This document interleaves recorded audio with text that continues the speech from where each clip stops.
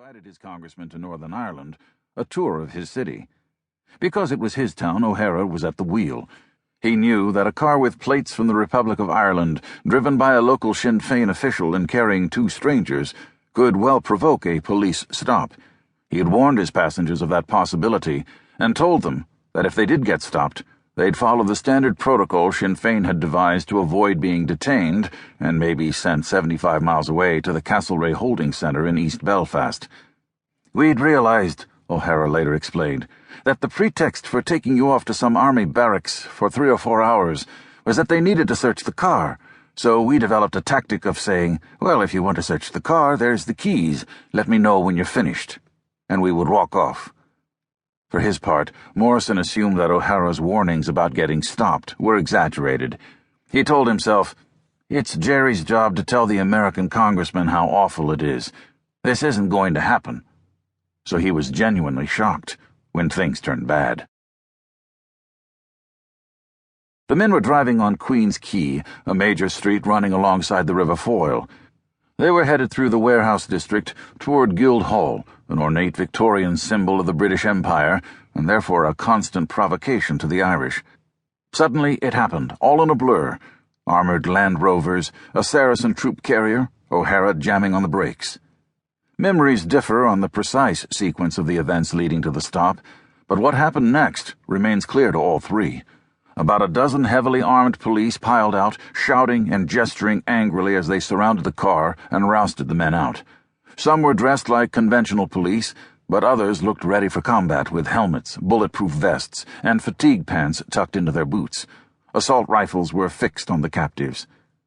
O'Hara, who had been forced face down over the front of the car, was the reason for the stop. "What are you doing with a terrorist scumbag like him?" one of the cops shouted at the Americans. As more questions came flying at Morrison, O'Hara assumed the role of his guest's lawyer, yelling, "You don't have to answer." This, of course, made the cops even angrier. The police searched the car, and when they found Prebenson's stash of books on Irish history and Republican heroes, they didn't hold back their contempt.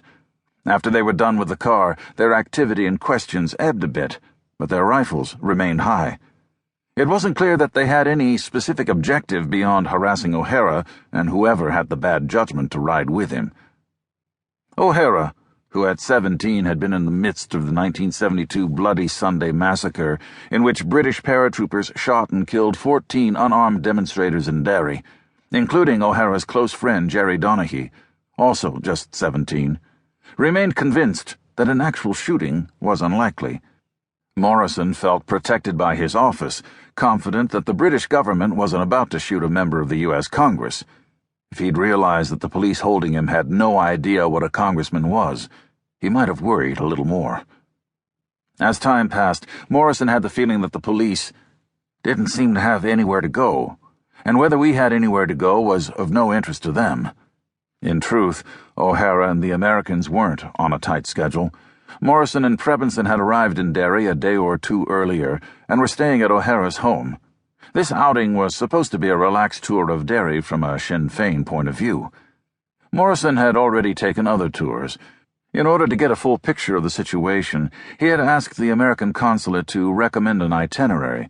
He had also taken a tour with John Hume, leader of the Social Democratic Labour Party, SDLP, which was made up of moderate Catholics who opposed violence and focused on economic development as a key to progress. The differences in viewpoints were revealing and sometimes amusing. Hume, for example, had proudly shown the Americans a housing estate he'd helped get built.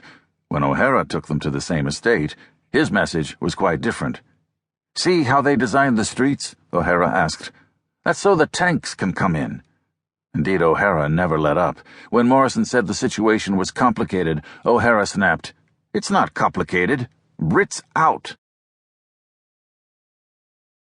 Still at gunpoint, Morrison thought about how this situation would play out back home. He found it interesting that all three of them were being held so close together along the fence by the river. It wasn't like Jerry was separated as the Sinn Féin guy, the presumptive terrorist, and Dennis and I were told to sit in the car, which would have been the American version. This had a very different flavor, like we were all in the company of a terrorist, and we were all going to be investigated. After 10 or 15